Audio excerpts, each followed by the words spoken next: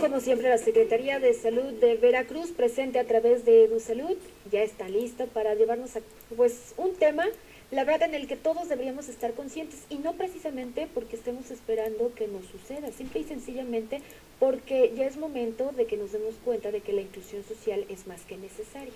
Hoy vamos a platicar del Día Internacional de la Incapacidad, porque así se está celebrando, se nos está tratando de hacer conciencia a todos de que, como lo señalaba, todos son personas con capacidades diferentes, no son personas con discapacidades. Pero bueno, pues hoy ustedes van a poner precisamente este tema en la mesa para que analicemos de acuerdo precisamente a cómo lo ve salud, a cómo lo ve este rubro, que es una discapacidad.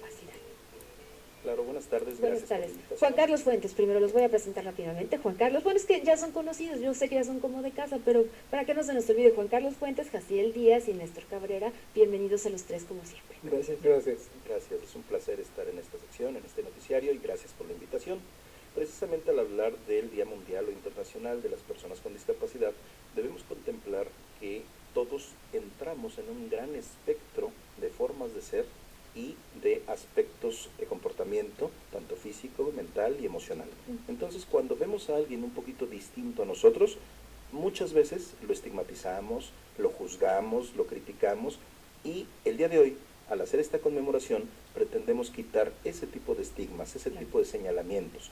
Claro, aclaramos que es un día de conmemoración al año, pero todo el año debemos permanecer con esta actitud. Totalmente de acuerdo en este sentido. No sé quién de los dos va a abordar más, no sé con quién vamos a empezar. Ok, con Néstor Cabrera.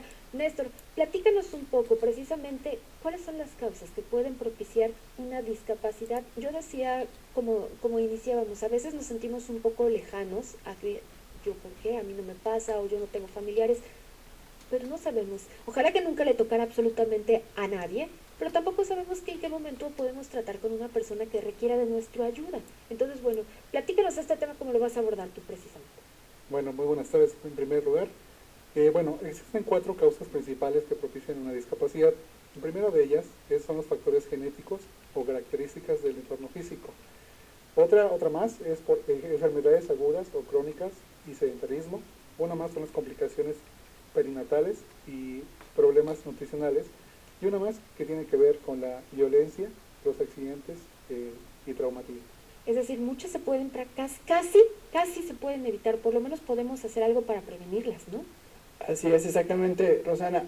Más o menos el 60% de las discapacidades llegan a ser congénitas y el otro 40% son adquiridas.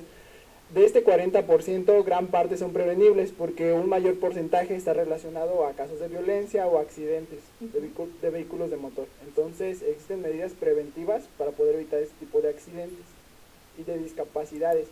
Y algo importante es que aquellas discapacidades relacionadas a lo que es lo genético también son prevenibles. Es por ello que la Secretaría de Salud hace énfasis en el consumo de ácido fólico. Importantísimo en el embarazo para las mujeres. Así es importante para el embarazo, ¿verdad?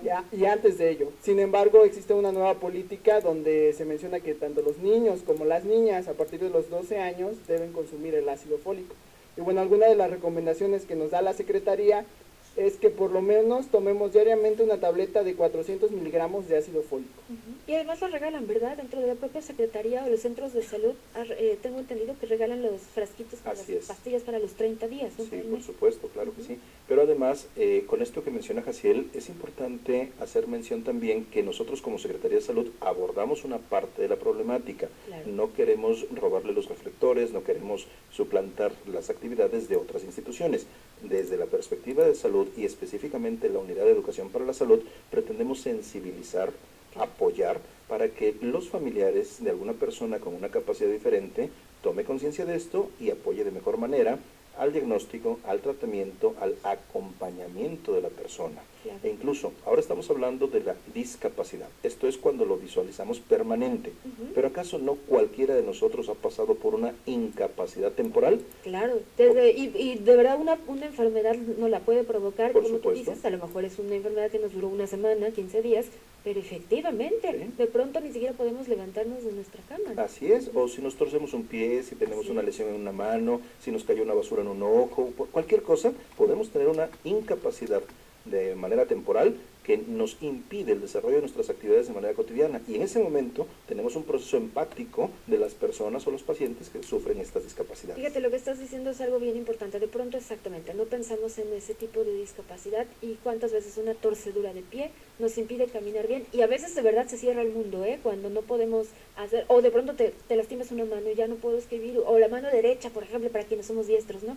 La que ocupamos tanto, ya no, y si así se cierra el mundo. Entonces ahí tenemos que empezar a pensar en esas personas que el tiempo completo tienen que valerse de otras formas para poder ver su vida normal. Rosana, cuando dices se cierra el mundo, también hay que conceptuar a las personas que tienen esta capacidad diferente de por vida, que nosotros los que entre comillados estamos normales, queremos ayudar en todo a la persona, pero también se saben valer por sí mismos. También tienen una responsabilidad sobre su cuerpo, su vida, su familia, y por qué no decirlo sanamente, tienen un orgullo personal.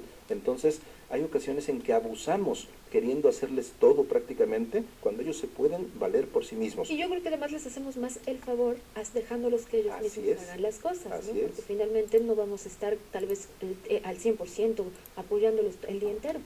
Exactamente. Sí, es importante también identificar si dentro de nuestra familia o compañeros o conocidos qué tipo de discapacidad tienen para poder, ofrecer ayuda sobre ello, ¿no? Y Néstor precisamente menciona, trae cuáles son los tipos de discapacidad que existen. Así es.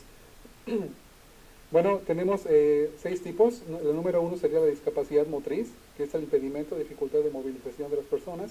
También existe la discapacidad visual, que son las personas con ceguera, con baja visión. La discapacidad auditiva, la discapacidad intelectual, como por ejemplo personas que padecen síndrome de Down.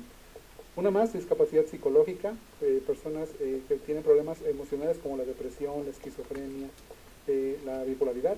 Y una más, la discapacidad comunicacional, que son las personas que tienen impedimentos para poder comunicar utilizando el habla. Más verbales, sí, en este sentido. Pues les agradezco muchísimo poner en la mesa. La verdad es que pues esta es una alerta finalmente y un llamado para toda la población, para que no dejemos, de verdad, la inclusión social es muy importante, para que todos pongamos de nuestro, no en un granito, sino un granote de arena, porque sí nos hace falta finalmente mucho entender. ¿Quieres cerrar todavía el tema? Sí, al final de cuentas, lo que queremos el día de hoy es que se pretenda que hoy y todos los días estas personas puedan disfrutar y ejercer sus derechos humanos y participen en la sociedad de forma plena y en condiciones de igualdad. Eso es lo que buscamos y como tú lo has dicho, no solo hoy. Hoy es el día en el que simplemente se hace conciencia, pero que esto sea los 365 días del año. Como siempre, Juan Carlos, Jaciel, Néstor, muchísimas gracias. Gracias a ustedes y gracias a tu público por seguirnos en las redes sociales. Pero rápidamente díganle cómo los encuentran. En Twitter, @edusalud con @edusalud y en Facebook nos pueden buscar por edusalud con @. También tenemos una página de Wix, edusalud con @. Ahí está, vale la pena seguirlos para conocer estos y mucho más consejos para vivir mejor y con mucha salud. Nosotros seguimos 5 minutos únicamente y serán ya las 2 de la tarde.